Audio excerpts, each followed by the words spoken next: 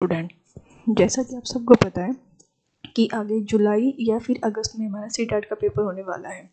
और सीटेट में जो पेपर सेकंड होता है उसमें जो एसएसटी वाला पोर्शन होता है उसका मोस्टली पोर्शन हमारा एनसीईआरटी से कवर्ड होता है। ठीक है, तो हम आज से एनसीईआरटी की सीरीज शुरू कर रहे हैं जो हमें 6 to 8 क्लास तक की कवर करेंगे। और अगर हम अभी से तैयारी शुरू करेंगे तो हमारी कॉमन सी बात है कि हमारी हो जाएगी, तब तक जुलाई तक तो हमारी सारी तैयारियां कंप्लीट हो जाएगी। इसलिए हम आज से ही सीरीज शुरू कर रहे हैं। सो प्लीज़ और अच्छी सीरीज देखने के लिए आप हमें फॉलो कीजिए एंड देन शुरू करते हैं। सबसे पहले हम करेंगे क्लास 6 का चैप्टर 1। चैप्टर है विविधता, डाइवर्सिटी। जैसे कि नाम से ही पता चल रहा है कि विविधता क्या होती है, जैसे कि हर जगह अलग अलग तरह की चीज़ें होना।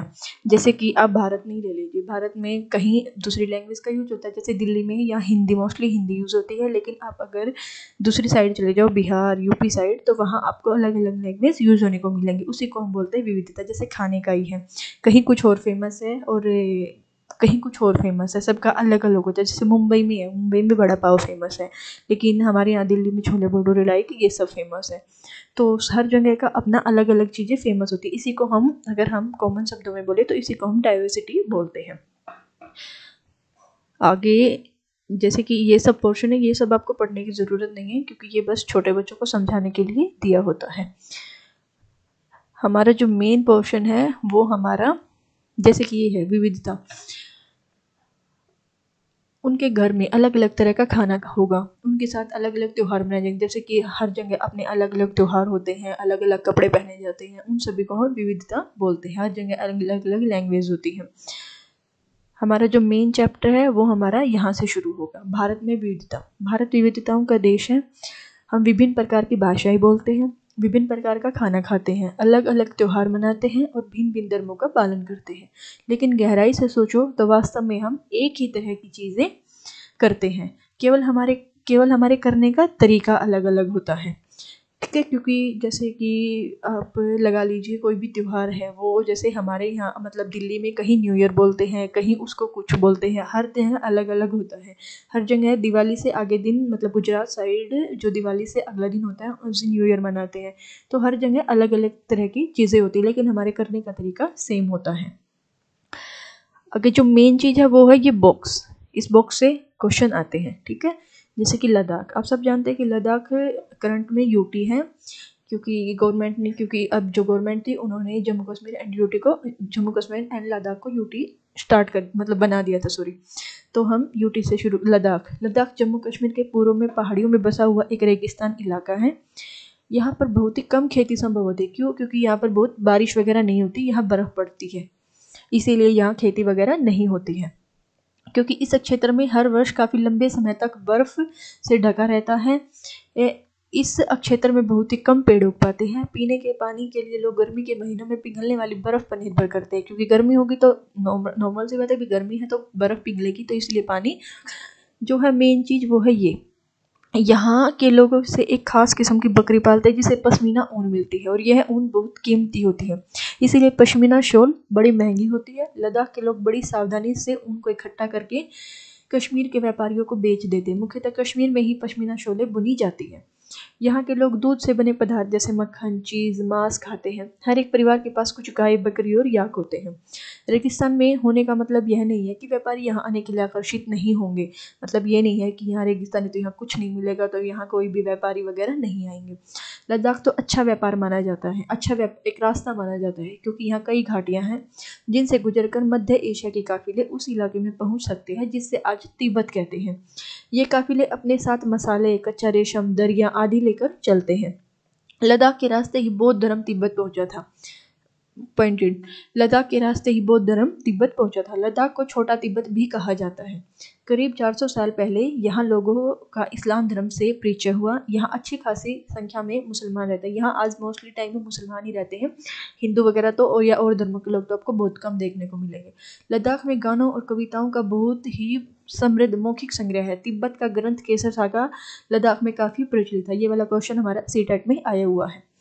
उसके स्थानीय रूप को मुसलमान और बौद्ध दोनों ही लोग गाते हैं और उस पर नाटक खेलते हैं। ये वाली लाइन मोस्ट इंपॉर्टेंट है क्योंकि ये पीछे हमारे सीटेट के प्रीवियस ईयर में आई थी। उससे आगे है केरल।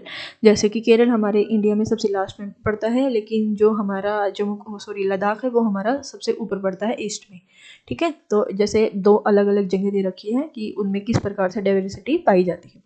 केरल भारत के दक्षिण पश्चिमी कोने में यह बसा हुआ राज्य है। यह एक तरफ समुद्र से घिरा हुआ है, दूसरी तरफ पहाड़ियों से।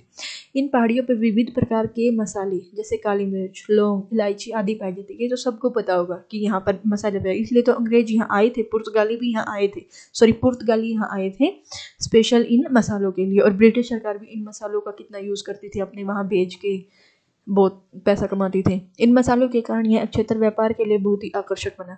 सबसे पहले अरबी और अवैधी व्यापारी केरल आए।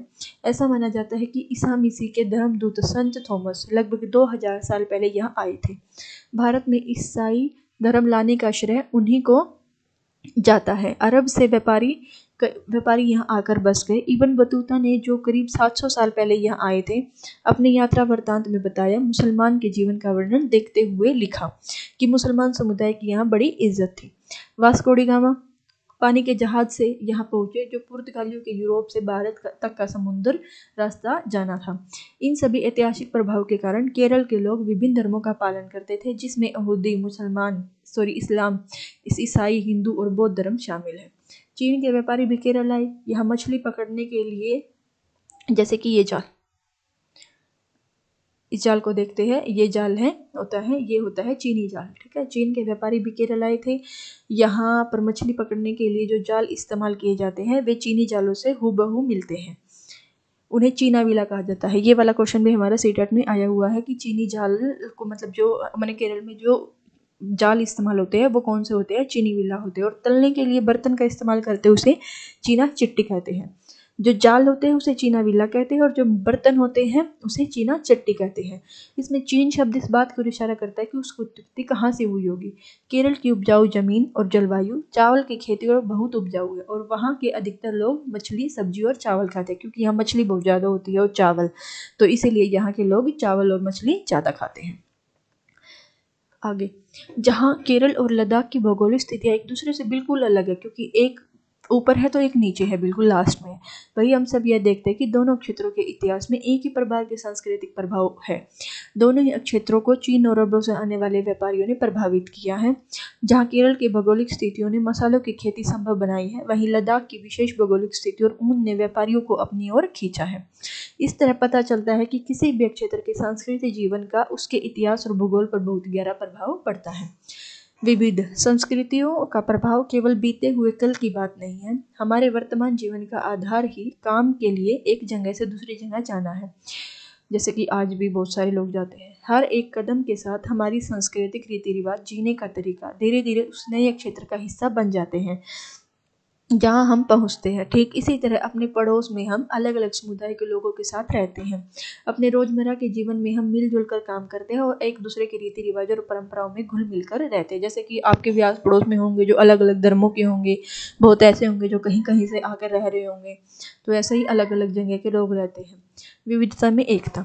सबको पता है कि भारत विविधता में एकता के लिए जाना जाता है। भारत की विविधता या अनेकता को उसकी ताकत का स्रोत माना जाता है। जब अंग्रेजों का भारत पर राज था तो विभिन्न धर्म और भाषा और क्षेत्र की महिलाओं और पुरुषों ने अंग्रेजों के खिलाफ मिलकर लड़ाई लड़ी थी।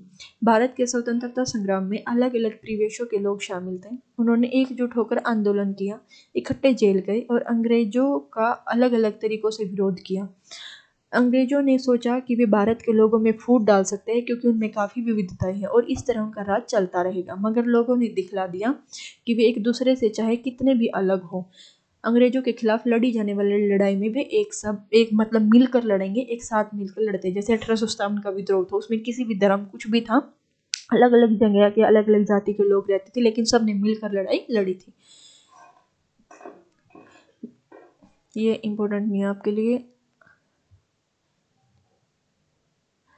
जैसे कि सबको पता है कि अमृतसर में जलियांवाला बाग हत्याकांड हुआ था, तो हो सकता है कि ऐसा कुछ पूछ ले कि जलियांवाला बाग कहाँ हुआ था, तो सबको ही पता होगा।